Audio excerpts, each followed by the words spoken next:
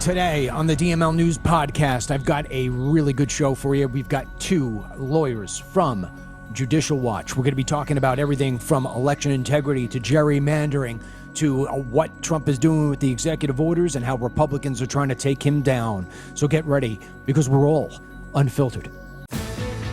Dennis Michael Lynch gives you his word, and he will never let you down. He will always fight for America. The only one who really puts his money where his mouth is Dennis Michael Lynch. Hello, I'm Dennis Michael Lynch, and I thank you for joining me today. You are going to meet Christina Bobb and T. Nobile. They are both part of Judicial Watch. They are both extremely smart people. Russell, better known as Russ, focuses in on election integrity. He's been doing a lot with the mail-in ballots and trying to fight on that whole front. And then, of course, you've got Christina. Christina is battling her own legal issues because she has ties to Rudy Giuliani and her trying to fix what took place in 2020. She also specializes in national security law. So as you could imagine, I'm going to have a lot of questions for her about things like executive orders that try to stifle the Muslim Brotherhood. With that said, we're going to bring them in now. And I want to welcome both Christina and Russ. All right, so Russ, I'm going to start off with you. You know, the big conversation right now is the midterms. We're not even close to the midterms, but you know and I know this stuff runs up on us real quick. And come January, February, the announcements are going to start to be made about who's running, who's not running, etc. And there is a massive concern right now that Donald J. Trump is going to get bombarded with blue, that we are going to lose the House. And I'm even hearing people right now say it's so bad that we're going to lose the Senate. We'll get to that part later in the conversation as to why that's a possibility from a political standpoint. But just from an election integrity issue, I hear and see online constantly people saying, why hasn't this administration done more to prove that 2020 was stolen? Why are we doing this gerrymandering stuff and then opening the can of worms for the Democrats to do it? Because as of right now, I don't know what the numbers look like, but with all the court cases, it could have wound up leading itself to a Democrat lead from the gerrymandering. So can you explain those two things? A, why haven't we done more, or are we doing stuff about the 2020 election? And two, you know, the gerrymandering stuff. Are we in trouble because of what Trump tried to do, or is that just a lot of online buzz? Well, the way I always separate it is you have election integrity on one hand, which is sort of the process and how people vote. And then you have gerrymandering, and that's just raw political power, right? That's just how the seats allocated, how the constituents aligned. And from a gerrymandering standpoint, the Democrats have been doing it a lot better the last 30 years. And what they've been using is the civil rights laws to establish permanently protected districts, right? There's 435 seats in the Congress, right? And so if you can start out with 20 guaranteed seats for Democrats, they already got a 20-point advantage. And so the Democrats have been using the Voting Rights Act and civil rights legislations to create basically Democratic districts, right?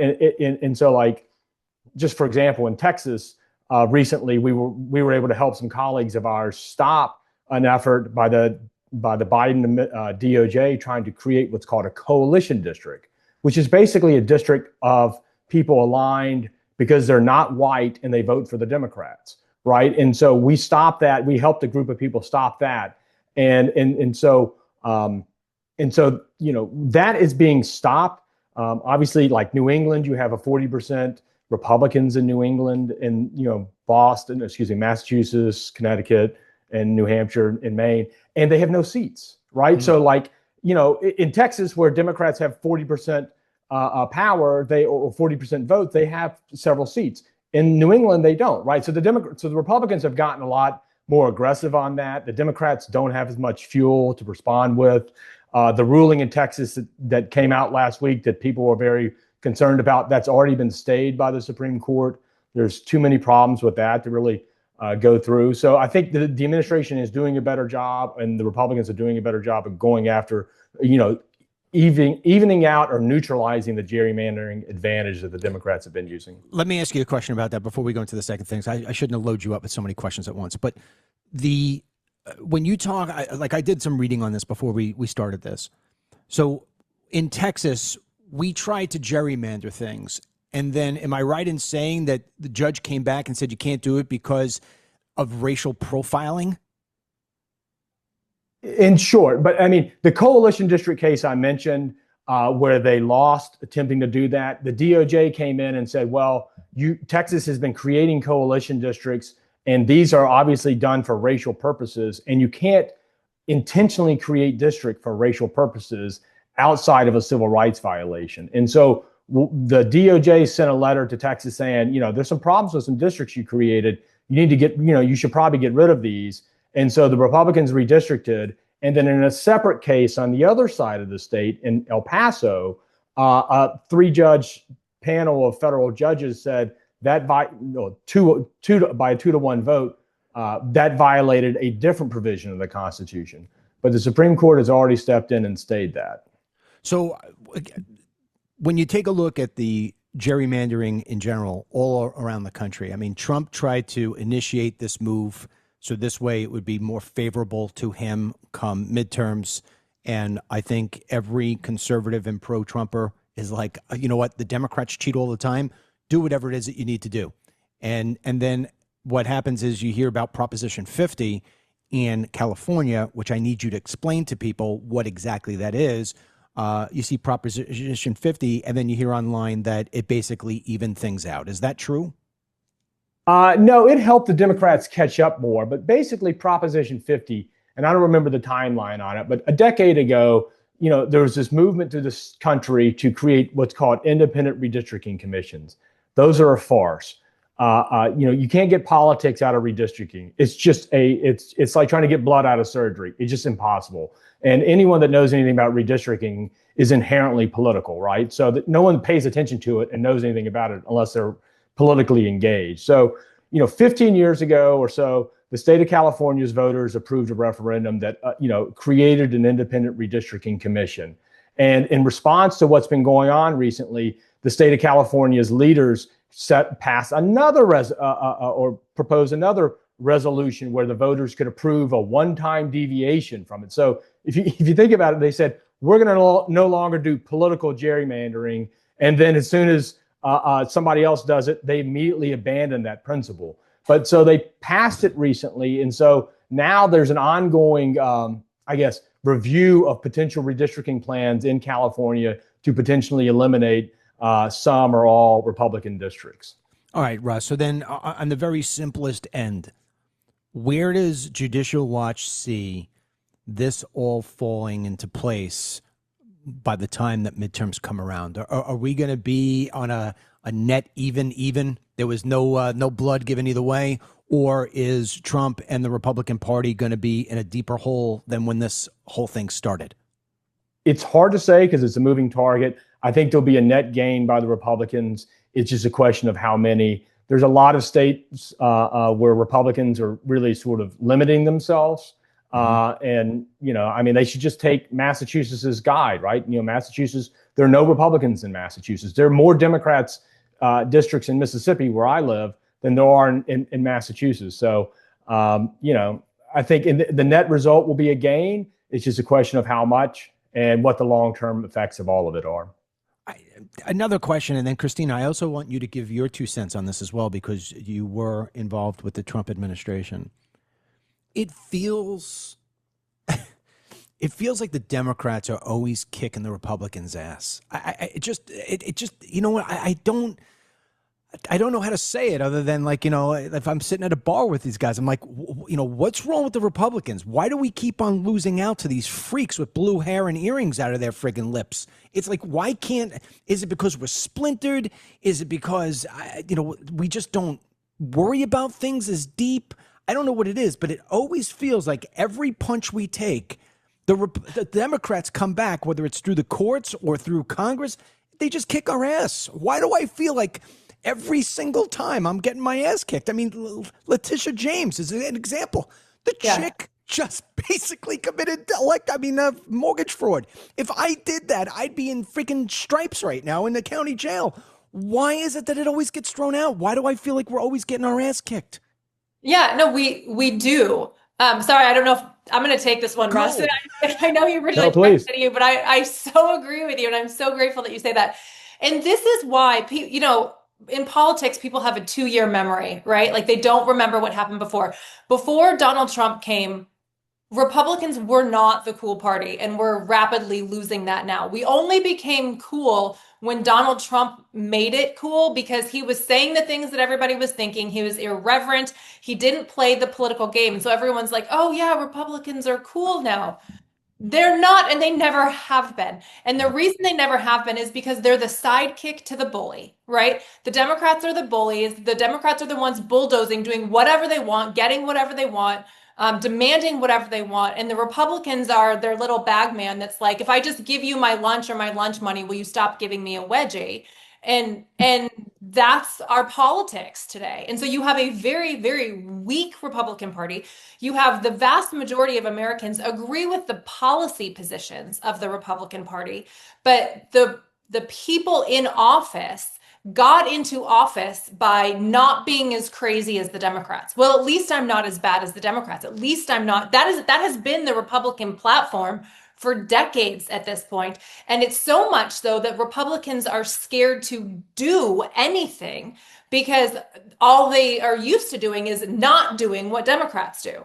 And so you now have a completely impotent Republican Party that has no backbone. I'll be a little bit more PC on this, but they have no backbone to actually stand up and do what the Republican not just the Republican constituents, the Republicans overwhelmingly won the popular vote, and they're not doing anything to bring in what the people who voted for them do. And so that's why we're now at a point where Democrat constituents are not properly represented by the Democrat Party. I don't believe most Democrats agree with what the Democrat Party is doing. And we now have, that is also true on the Republican side. Republicans are also not being represented by the people who are electing them. And so we're in this weird kind of crisis where you have all of these political infighting, whether it's gerrymandering, whether it's criminal charges. And I will remind everybody, I'm currently a criminal defendant as we speak.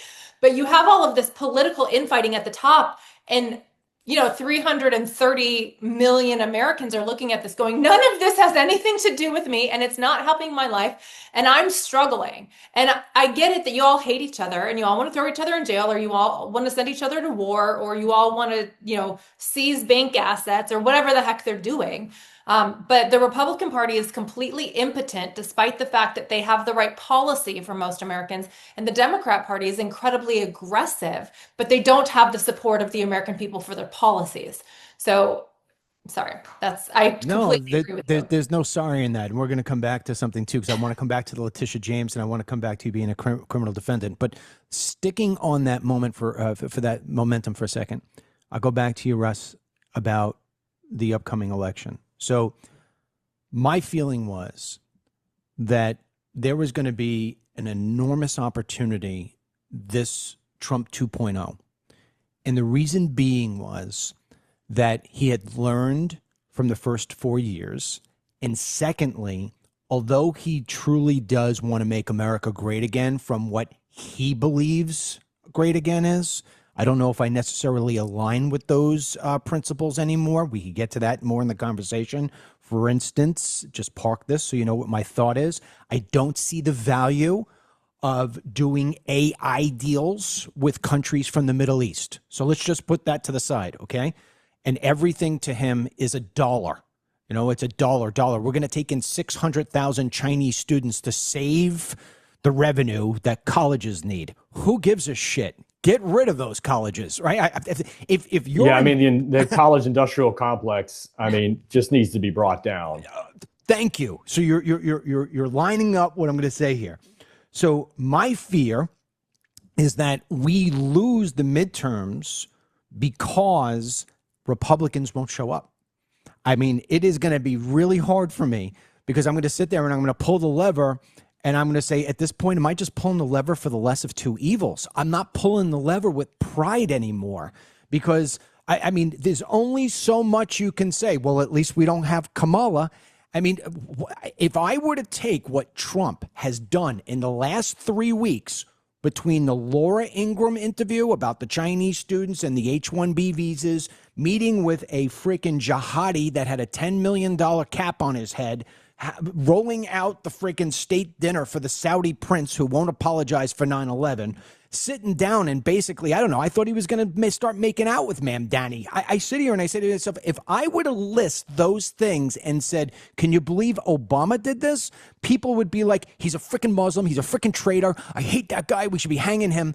You say Trump did it and people are like, well, you got to keep your enemies closer. And that's the fringe. The other people are saying, you know what? I can't even trust Trump. I'm not showing up. So my concern is that we lose because people don't show up in large numbers. And then what happens is people will say, well, it was fixed. We lost the election because they cheat. And I thought, and I'm going into a long rant here, but I thought that one of the things we were going to get this go round was Doge. And now that's gone. And we were going to see like a whole panel. I want you guys. I want freaking Russ on the freaking Trump team coming up with one page after the next to show me 2020 was stolen. I don't ever see anything about that. Why, Russ? Why? Well, there's a lot to unpack there. I mean, for me personally, I'm always of the mind, like, I'm not going to get 100% of what I want. So if I get 51%, I'm there, right? And so, there's a lot of things that he's done that maybe, I wouldn't have done, or, not up there, or up there with what I would prefer. But, I mean, we've got this weird thing going on globally, and this isn't my area of expertise, but it's something I follow closely, is, you have the US led world going on where you have this sort of shifting where it's a bipolar world. And so like, there's so many big structural changes going on in the world that I personally trust him and give him more leeway than probably I would have done anybody, perhaps, because, I mean, we have to deal with the Saudis. I mean, like, it's terrible, and I'm not trying to dismiss it or any of that, but I mean, I share the same feeling. Like, we had a jihadi in the White House, right? Like, it's crazy, but there are big structural issues going on that we're dealing with national or internationally that I guess I just give him more leeway than I would, because everything you say I sort of agree with.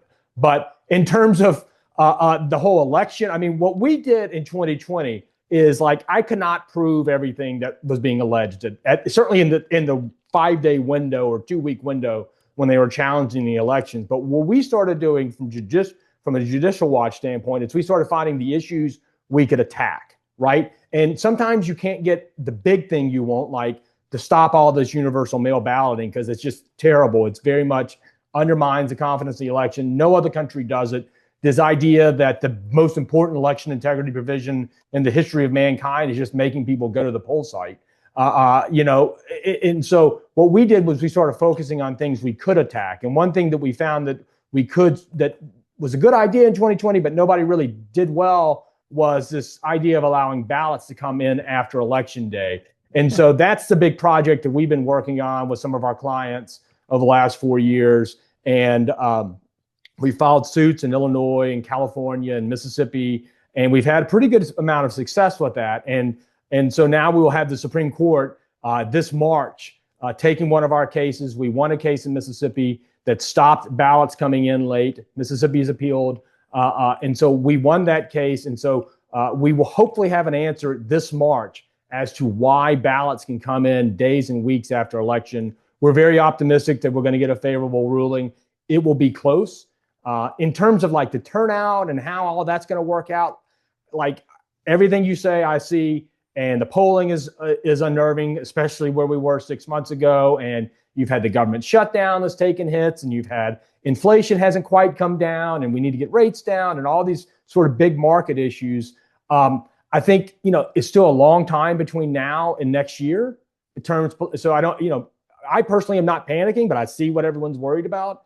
It's just, we have basically 12 months to the next election, 11 months to the next election. That's a lifetime. Like where were we 4 months ago versus where we are now? So where will we be in 4 or 5 months from now? Chris? Yeah, I echo everything Russ says. He's right. He knows the substance incredibly well. From the political side of it, having worked on the Trump campaign and at the RNC and on the Republican side, the reason we don't have what President Trump was pushing is because of Republicans. Now, that's annoying and frustrating, but it's also helpful in the sense that the Republican voters and the Republican side, we have some control over it, right? They like to blame the Democrats, but it's not the Democrats. We have a Republican House, a Republican Senate, a Republican Supreme Court, a Republican in the White House, a majority of Republican governors, a majority of Republican AGs, a majority of Republican House and Senate across at the state levels. The reason we don't have the election reform that we've wanted is because Republicans aren't doing it. It's not Donald Trump. He's talking about putting out this EO on elections, which is, okay, that's fine, but that's not the way the law works. Elections aren't run by EO, they're run by statute. And so our House and Senate, which are Republican, could do this, and they're choosing not to do this. Now, there's probably why? Yeah. There's probably a few different reasons, and I don't know everybody's individual reason, but the big ones that I would assume is Republicans cheat too. I know we like to pretend like we don't, but they do. And so they don't want to change the system that they used to get into office. The really frustrating part of that is they never cheat as well as Democrats. They just don't. And so where those that have won, those Republicans that have won, they're winning in red districts, where Democrats are also winning in purple districts where a Republican really truly should be winning, but Democrats are cheating and Republicans aren't pushing back because they're like, well, at least it's not my district. And so that goes back to what I was ranting about earlier on. It's like, we're so freaking impotent. I don't even want to say we I have conservative values. I'm not, the Republican Party anymore, but it's these really impotent Republicans, which I would say is everybody except Donald Trump. I think Donald Trump is the one that kind of revived the Republican side a little bit. And he's being advised by all of these people. A lot of these people are in his administration. And so he can only do what he can do. Like for the pardons, he issued that pardon. I was on that list of all the people that he pardoned. It's great. Thank you. I appreciate that he did it. It has zero impact on my case. But it's the only thing he as the president can do. So he's trying to do what he can do. What really should be happening is the Department of Justice should be intervening and saying, hey, this is actually a federal issue. But DOJ is sitting on their rear end doing nothing in a lot of ways. And so so that's, I think it's Republicans.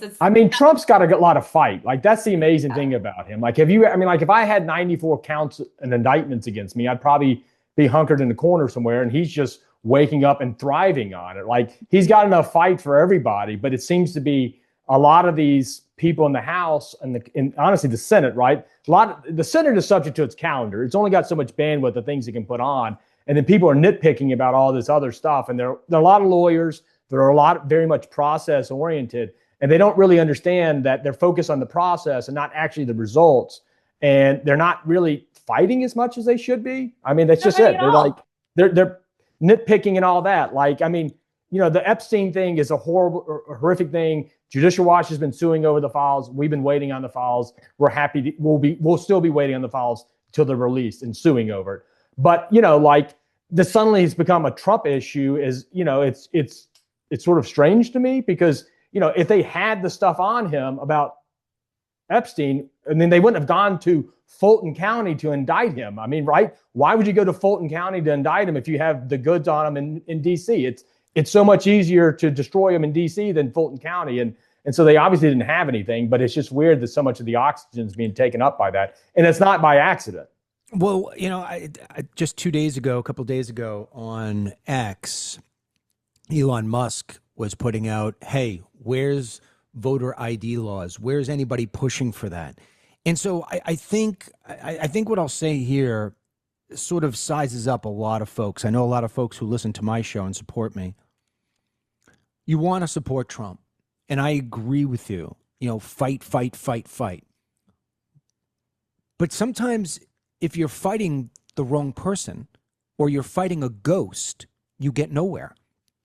And so I feel, and I'm not giving him the pass. If there's one thing that Republican, or I shouldn't even say Republican, if there's Trump voter derangement syndrome where they get lost into it, they always want to give him a pass. And I understand because he's gotten his ass, kicked so many times in terms of they tried to take his business, they tried to take his money, they tried to take his reputation, they tried to take his life. So I get it. They want to defend him, and I do too. At the same time as when I watch him putting his energy into stuff that just doesn't matter, or sitting there and playing nice with people who would like to see him dead, forget about out of office, I just sit there and I scratch my head, and it starts to get really hard to defend him. Like, if I was Trump, I would say I am not doing anything else until somebody comes in here and starts to explain to me what we could do for voter ID. I mean, why, Russ, can't we get voter ID somehow, some way into the legal system to where we get what sounds reasonable? Every human being says, well, I got to show my license to buy a bottle of wine, but I don't have to show my license to vote? What the hell? I mean, the best way to describe it, I guess, is for election integrity, there's sort of two ways to do it, right? The litigation standpoint, which is what we do. And for litigation, you really can just enforce the laws that are on the books or make sure they're interpreted the right way, right? And if you want a new law on the books, you got to go through the Congress or the state legislators. I think the short answer is you don't get 60 votes in the Senate. And so if you want voter ID, you either gotta just forego the filibuster.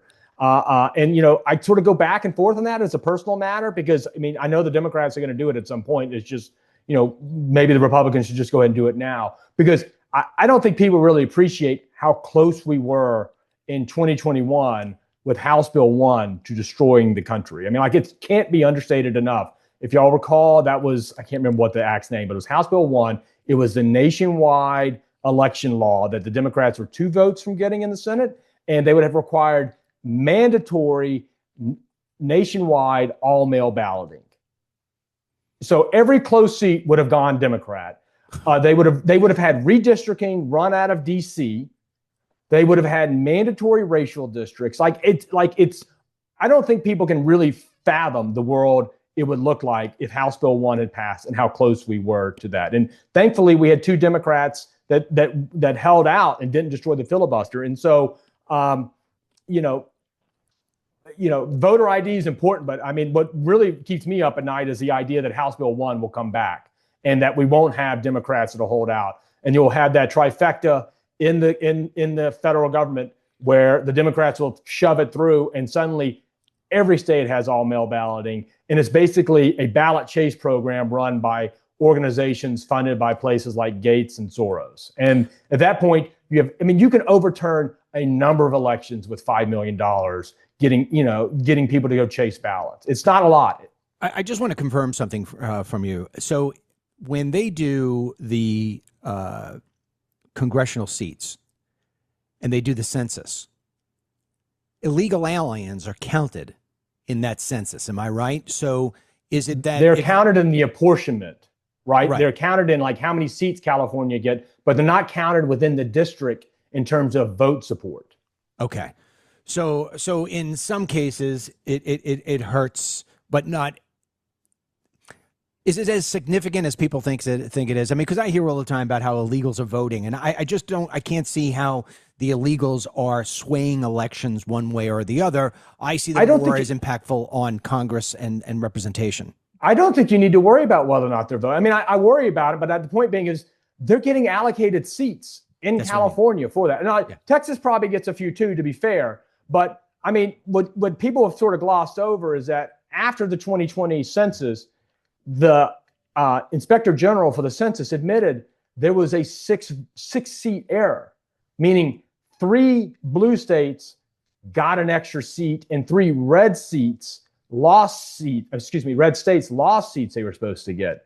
And so that's a 6-vote swing. What could Speaker Johnson do with an extra 6 votes in the House, right? We wouldn't be fighting with some of the congressmen that are, have been traditionally our friends, Massey and Marjorie Taylor Greene, right? Whatever everyone feels about them, like sometimes people just need to let it out. And if you got 8 extra votes, 2 of them can get mad and stomp their feet and and everyone can pass it. He's got a razor thin margin. What would he be able to do if he had those 6 seats right now? And so, in terms of swaying elections, yes, they're participating. Christina, what do you think? I mean, you've seen it. Yeah, no, I think, I mean, I'd be curious what Mike Johnson can get done anyway. But yeah, I do think I agree with you. I'm less concerned about the illegals actually voting. I'm more concerned about mail-in ballots because to the extent that illegals are voting, they're really just names filling in on mail-in ballots. So I think the bigger issue is mail-in ballots. Although, I mean, and to be clear, the registering is the problem because they create yeah, exactly. that creates the bullet that somebody can vote falsely for. So it's the registration is the biggest problem. Yeah, packing the registration list, which Judicial Watch has been very good about suing to get rid of, to clean up the voter registrations, which is so important for the mail-in ballots. But yeah, the real issue I think is mail-in ballots, and to be clear, what people forget is you're already supposed to show ID to vote. The reason people aren't showing ID or the way states are getting around it is they're reinterpreting the law. Misinterpreting the law, right? But you're already supposed to be a citizen to vote. You're already supposed to be showing ID, and then the states are just saying, "Oh, well, we interpret it differently." So, I mean, on one hand, it's like, yeah, if Congress would just write a very simple one-page bill of, you need ID, you have to be a U.S. citizen, all of the stuff that's already on the books that's being misused, they could do that. But on the other hand, it's like the states are just choosing to not follow the law. So maybe, I obviously want that election reform passed that President Trump has put out or is in the process of putting out as an EO. But it kind of doesn't matter because the states are just doing whatever the states are doing anyway. Is that right, Russ? Yeah, I mean, and the voter ID honestly is a litmus test. Like if anybody is against voter ID, you should not take seriously any of their other opinions, right? Like if you don't think people should show a voter ID, then I don't really care about what you say about anything else, right? It's like, so. So let me take something that both of you, because Russ, you specialize in election integrity and things election, and Chris, you are. Do you mind me calling you Chris? I have a friend. That's actually what my family calls me. I love it. Okay, because my best friend's wife is Christina, and so we call her Chris. I love it. And you obviously, from a national security standpoint, I think I have something to where the expertise that you guys present can come together as one. So it's going to take me a couple of minutes to present this. I lived 9/11. I'm one of the people who you see running from the buildings. So I'll be the first one to say that I have a tremendous bias against Islam and Muslim extremism. And for me personally, and you don't have to agree with me or not, but I don't see any difference between the Muslim who says I'm peaceful and the Muslim who says I want to cut your head off, because they still follow that same book called the Quran. And if you look at the writings of the Quran, it's just bad. I mean, I could go down whether it's the way they treat women, the way they would treat gays, civil jihad, taqiyya, whatever it is you want to talk about, it's just bad. And so if you want to be a Muslim and practice that kind of stuff, there are lots of countries for that. This country was not based on that sort of thing. At the same time, as I understand, you have the freedom of religion. So it is sort of a catch-22, right? So I don't want to walk through the street and see 50 men in the middle of the street, or I should say in a parking lot, because they're not blocking the cars going by, doing their 5 calls to prayer every day. It's just not what I want. Now, I understand it's protected by the law. So I'm sort of like, you've got this give and take. But when I see that in the last election, we had, I think it was 76 Muslims who ran for office and more than 42 won. I think it was 76, 42 won. And it was everything from mayor to lieutenant governor to school board, what have you. I know that the Muslim Brotherhood has a doctrine that says we are going to take over from within. And every single last part of what they say they're going to take over from within is working. They got their fingers in the government. They got their fingers in education, in business, and in media. What they're doing at the college level and sending millions and billions of dollars, I feel sometimes like I'm the only person who sees this. And when I post something on Facebook, you know what everybody says to me? Did you try to tell Trump? And I'm saying to myself, if Trump and his administration don't know the threats like I know the threats, they shouldn't be in office. And then I see that he, because he's getting pressure from some of the biggest names on X about pushing for the designation of the Muslim Brotherhood being a terror organization. And he signs an executive order that's like the equivalent of me saying Van Halen's not allowed to play anymore in the United States. Well, they're not a group anymore. What are you talking about? He puts it into Lebanon and Jordan, where in Egypt, where they're defunct at this point. He doesn't go where it needs to be gone. Qatar, Turkey. And so it's basically nothing. And so I sit here and I say to myself, wow, what I see happening slowly but surely is that there is a takeover from within. We are doing nothing to stop it. And when we do try to do something to stop it through an executive order, it's basically useless. What's your take on this? Because we just watched 3 guys here in Florida. I don't agree with what they did in terms of how they did it, but there was a whole bunch of guys doing prayer in the middle of the freaking parking lot. They go up and they start, countering that with Jesus is king. Then they're making jokes about eating bacon. These 3 guys are now on felony charges that could land them in jail for basically just being punks through First Amendment right. I mean, so explain this to me, because people are up in arms. They don't understand where things are going, whether it's the president hugging and kissing everybody who it seems to be Muslim, taking free planes from Qatar, an executive order that's meaningless. We don't get it. We don't understand it. We don't want to be racists, but at the same time, we want our country the way our country was founded. Yeah, I don't disagree with everything you're saying. Unfortunately, I think whether it's the issues that you're referring to, which I think you lay them out there well, or it's the election issues, or maybe immigration, certainly criminal justice. We're seeing this come out of the Department of Justice, where there's one way the Department of Justice could defang itself to ensure that it's never weaponized again, to ensure that American citizens don't have to fear the federal government coming after them for eating bacon or for being punks, as you laid out. And they're not doing it. We're not seeing that. They're targeting, they're going around the periphery. The way, what you said that really resonates with the issues that I'm facing in my own life is this administration, whether it's coming from President Trump, maybe, but I certainly think it's coming from members of his administration. They're going around the periphery of the issues without actually gutting the actual issue. So like the Department of Justice is the natural example for me because it's something I face, but they're going after Comey and Letitia James and John Bolton, the low-hanging fruit who nobody's coming to help. Nobody cares about John Bolton. Nobody cares about Letitia James. Nobody cares about Comey. No one's coming to support them. But it looks like they're targeting Donald Trump's political opponents, when in reality, the real damage that the Department of Justice did, and this was what I was really hoping. I mentioned it in my book. I've got a book out. I was President Trump's attorney on site for the Mar-a-Lago raid. I'm currently a criminal defendant in Arizona, and I'm in the middle of the criminal lawfare. And explain why you're a criminal defendant.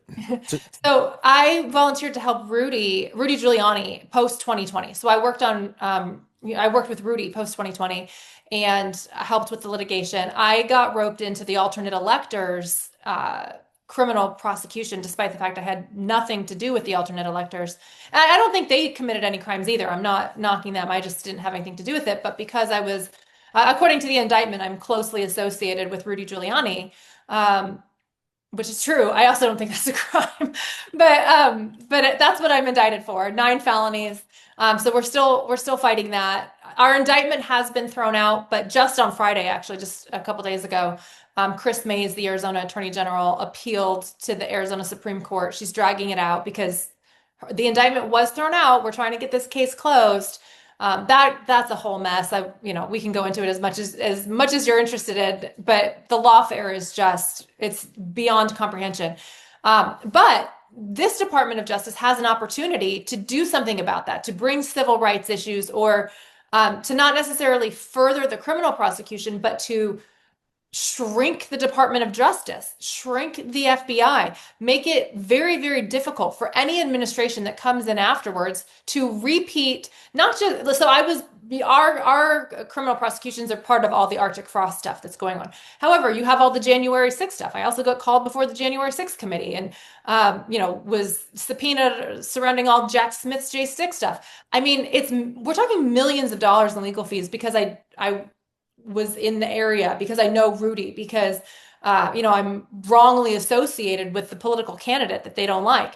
That has to stop. It's not sustainable as a country because Americans are going to fear being part of the political process, which is the antithesis of what we stand for. So what I was hoping to see from the Department of Justice was them basically cut DOJ off at the knees and cripple their ability to do another J6 hoax. We're going to round up thousands of Americans, throw them in jail on fake charges, fake trials. They lied. They didn't disclose Brady evidence. They had people lying on the stand. Those convictions that everybody likes to cite are fake. They're completely manufactured. That has to stop.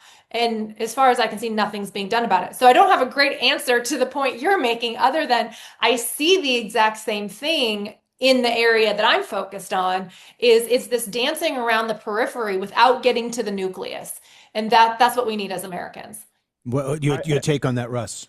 I mean, that's why the loss of Charlie Kirk is so, profound, right? I mean, Charlie Kirk had a great disposition, and he was espousing Western ideals and this, traditional family notions, and did it in a way that was palatable to some people that maybe would always be off put by that message. People praying in public, as long as they're not interrupting traffic and staying out of my way, I'm fine with it. I wouldn't ordinarily go up and harass them or anything like that. I'm not familiar with that anecdote. But I mean, for me, it's you have this sort of USAID industrial complex. I keep hating to go back to that, but Trump has been, he's attacked some things and then really defanged some things. And so it'll be interesting to me to see how much the cutback in funding is going to limit all these, NGO organizations that have been recycling money back to promote all these sort of anti-Western ideals, groups, and bring these, people that don't want to assimilate into the American culture, that don't want to accept American values. And so, it doesn't take a lot of money for them to really do that. And so I think cutting off USAID may have some good long-term effects. I think we're not really sure yet how much it will have. But, I think a lot of people are just useful idiots, right? They don't want to be confrontational because it's hard to be the heavy, right? It's hard to say, you really should try to assimilate more or anything like that, because that's, people have been taught to be nice, right? And it's reached a point. I mean, look at London, look at all the, the reports you're hearing from the capitals of Europe, right? And what's the one capital of Europe, or the two places in Europe that it's not really happening? Hungary and Poland. And look how much Hungary's been attacked, right? And then look at, what the Biden administration did to try to influence the election in Poland, right? The lone holdouts were attacked by our State Department, right? Or undermined, or however you want to phrase it. And so, there's a concerted effort. There's money involved because those people vote one way. And if you can defang the American people, you've neutered it more than anybody could have done in 250 years, right? Well, one of the reasons, go back to this little case that's going on right now. And again, if you didn't hear about it, I'll repeat. Imagine 12 guys sitting, I think it was the University of South Florida. And you got 12 Muslim guys. They're in a parking lot. They've got their prayer rugs. They're doing their prayers. 3 guys go on a live stream. 3 guys, who look like me, maybe a little bit younger. And they start just yelling out loud, Jesus is king, Jesus is king, while these guys are doing their prayers to Allah. Is it confrontational? It is. But it's no different than when people are wearing their MAGA hat online to go into a Trump rally, and they got blue-haired crazies or people with masks on, Antifa, screaming in their face that you are a Nazi, you are a scumbag, you're a fascist, and there's nothing you could do about it because ultimately they're not touching you, but they're doing their First Amendment right. So it's sort of the same thing. It hardly seems criminal, right? I mean, that's the problem, right? They're criminalizing, lack of decorum, right? I mean, like, yeah, you're being, and it's you're being only punished one, for being it's only a punk. one way. It's only one way it's happening. Yeah. So the issue is, even when they turn around and they take the bacon and they're saying, "Hey, you guys like bacon? It's tasty or whatever." It's a tasteless act, right? But I understand why they're doing it. They're doing it because they're frustrated and they don't want that in their backyard. That's a different topic. But when you target the guys who do the bacon and the Jesus call, and you don't target the blue hair and the Antifa mask, people feel as if it's a one-way street. And they say, why aren't the Republicans like, where's Ron DeSantis on this? I haven't heard from him in 2 days. But if it were the other way, Newsom would be on the teleprompter right away reading about how it is that, the fascists and the Trump they'd be people are the most debanked. dangerous people. I mean, they'd be debanked, deplatformed. I mean, everything. Absolutely. So people are sitting here and they're saying, whoa, what's going on? Now, what I personally think what's going on, I think that you have groups like the Muslim Brotherhood and CARE, and they sit there and say, what we're going to do is we're going to use the legal system against these people. And so what they do is they take one of the guys who was doing the prayers, and he goes on TV and he starts crying about the fact, it's the worst fake job ever, but he's crying. I had to relive the bacon part. I mean, it was hysterical. But I mean, because the way he was crying about it was so fake. And so what happens? They go and they arrest these 3 guys. They're going to hit them with the felonies. Why? Because they don't want you, or me to do the repeat thing. Because we sit there and say, hey, man, if we see Muslim people in the street, just look the other way because you're going to wind up getting hit with a felony. Chris, it's the same reason why they're doing to you what they're doing to you. No, that's exactly right. And what I don't think... I don't want to keep saying this administration because I keep going back to the Department of Justice, although they're a huge part of it, but also the Republicans that are in office right now.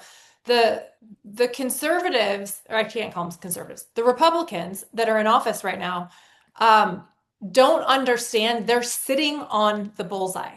They themselves are the targets. They're just in power right now, so they're not being targeted. The second Democrats get back into power, they're all going to jail. I don't care if you're like, well, I didn't have anything to do with anything. Neither did I. I got indicted on 9 felonies. I've been fighting it for almost 2 years at this point. I've been fighting civil litigation for 4 years, going all the way back to early 2021, 9 different subpoenas. I had nothing to do with anything. I was a reporter at the time covering the story, and I got indicted and I got sued and I got subpoenaed, all of this. I hate using names because I'm not wishing it on anybody, but the Pam Bondi's, the Todd Blanches, the people that are sitting in positions of power who are refusing to shut this type of weaponization down. Harmeet Dillon, she's the head of the Civil Rights Division at the Department of Justice. If you don't address this, they're coming for you. And I know people love to be arrogant and look back at 2020. And this just is mind-blowing to me. But they can look at 2020 and look at Rudy Giuliani, who's one of the most famous, well-respected, well-known attorneys in this country.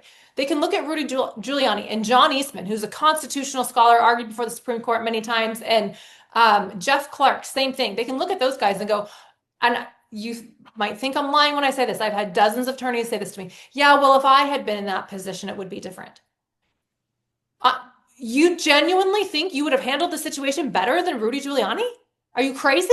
The guy knows politics. The guy knows political warfare better than anybody. He's a smart attorney. He's the guy that used RICO to take down the mob. And you think you know it better, but that is genuinely the attitude that they have.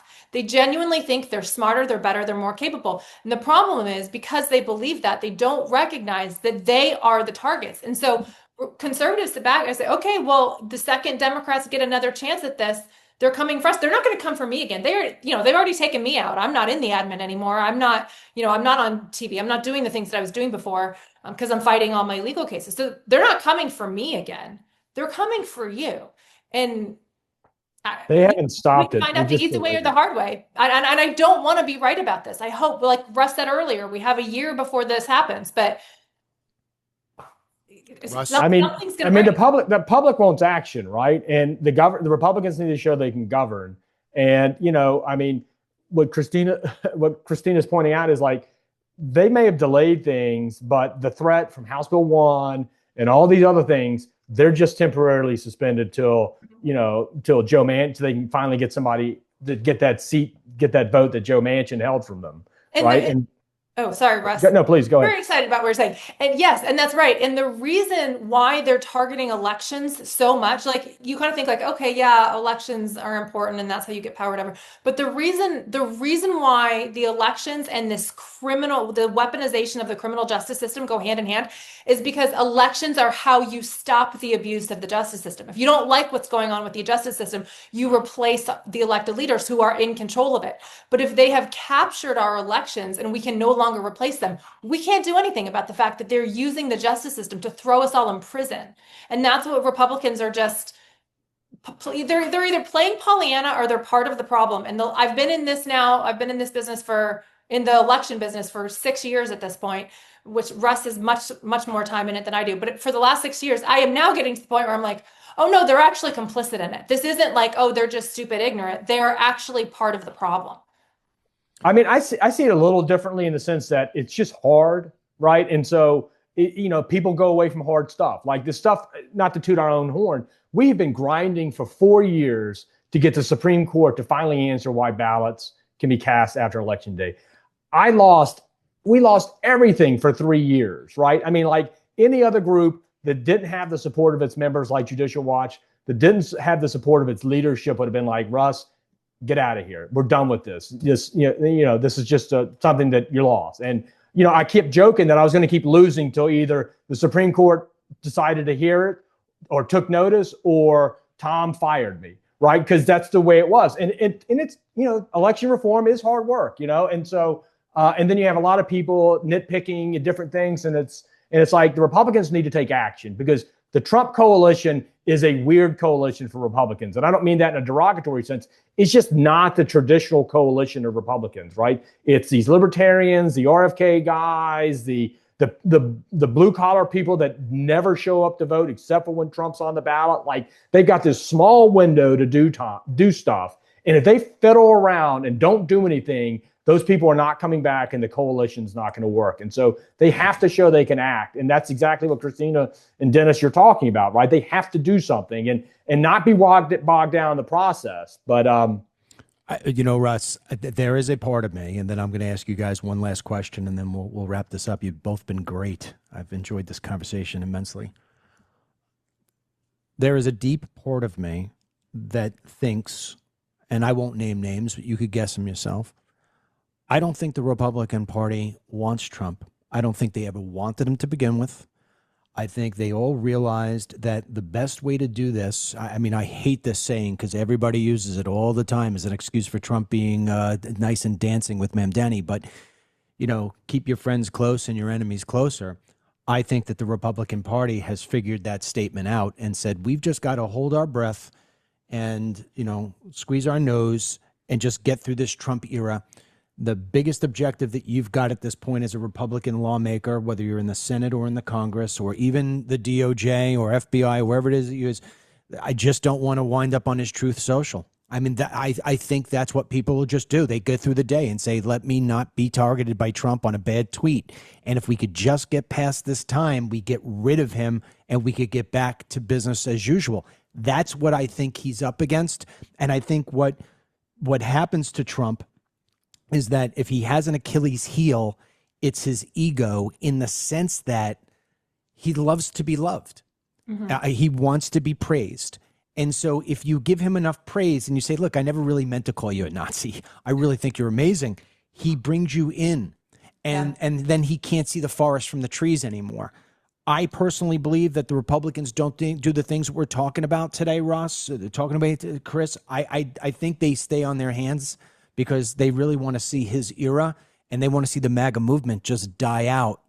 And I believe that's what that is. Last word goes to you, both of you, and you can talk about whatever it is you want, about 2 minutes each. And please, at the end of when you're done, tell people how they can follow you in addition to just going to Judicial Watch. I'll jump in on that one. I 100% agree with you. I think the Republicans have never wanted Trump in power. That's why we had the fiasco of 2016, and it has never changed. what Republicans or the Republican establishment doesn't understand is they think, oh, this MAGA movement, this big wave that came in 2024 will stay with us without Donald Trump. And it will not. They are going, not only will it not stay with them, it will not support them, it will turn against them. And the American people gave Republicans, excuse me, not conservatives, they gave Republicans this mandate of, we hate everything that the Biden administration did.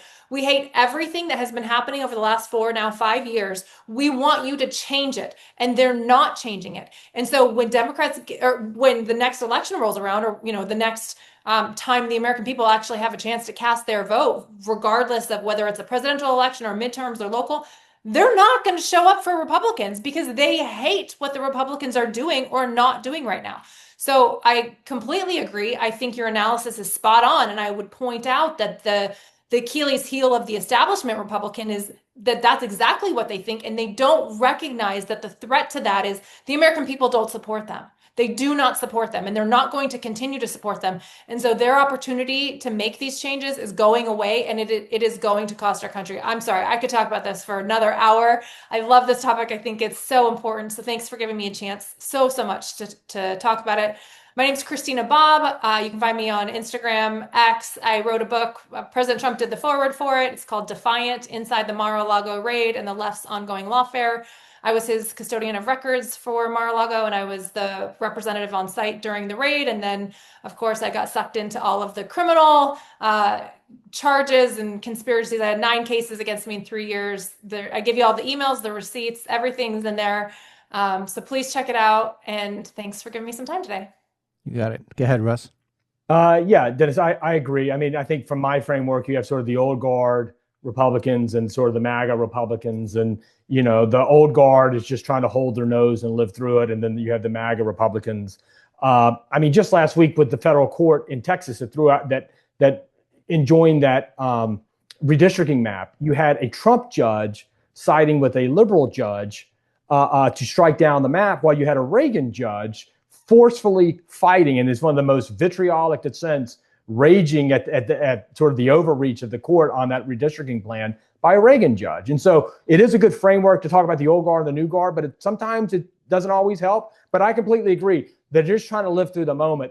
What they don't realize is they, this old guard, the sort of people that are sort of tepid, they're going to live through the Trump moment and go back to getting 40% vote, which is not how you win a national election, right? It's how you just be controlled dissent in the Congress, right? So they need to get on board. The American public is sick of prices going up. They're sick of overprinting. They're sick of endless debt, right? They see the writing on the wall. Nobody conducts their house the way American government conducts its government, right? And so they want that fixed, and they want action, right? And if the Republicans don't get together and get some stuff fixed, they're going to have a real problem. And the analog on the other side, when it swings back, is obviously worse. And so,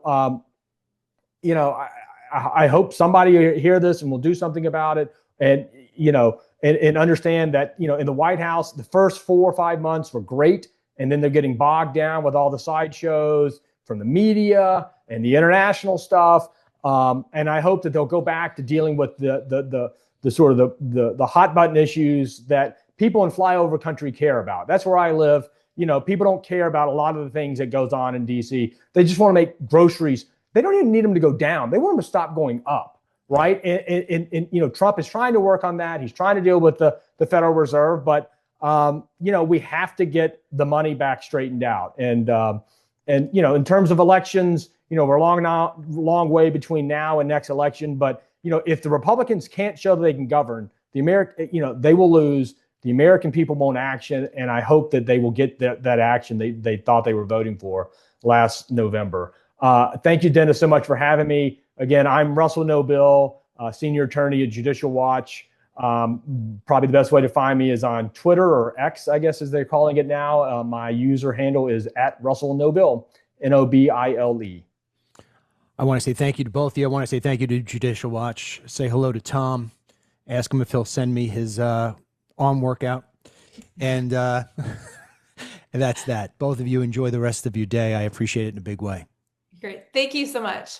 Well, that's it for us. I appreciate you in a big way. I appreciate you listening. I appreciate you hitting the share button. If you're on Facebook, you're on YouTube, you're on X, you're on Rumble, wherever it is, you're on a platform watching this or listening to this, make sure you share it. Let people listen to it. I think the information you got today was priceless, to be quite honest with you. And if you are Team DML and you've got the DML News app, well then, just thank you so much for your ongoing support. And I'll keep on bringing you as deep interviews with great people as I possibly can. With that being said, make sure that you give Christina Bobb a look and make sure you give Russell Nobile a look. I mean, these people are working hard. They're fighting hard. And, when you just go and you give them a follow, it costs you nothing. It takes no time, but it shows that you have some support for them. As for me, well, listen, God willing, I'll be back with you again tomorrow.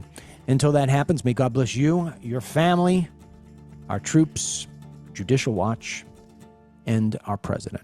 We'll talk to you soon. Get the Dennis Michael Lynch podcast every day by subscribing on Apple Podcasts or Spotify, and download the DML News app from the Google Play Store or the Apple App Store for breaking news, merchandise, films, exclusive content, and Team DML.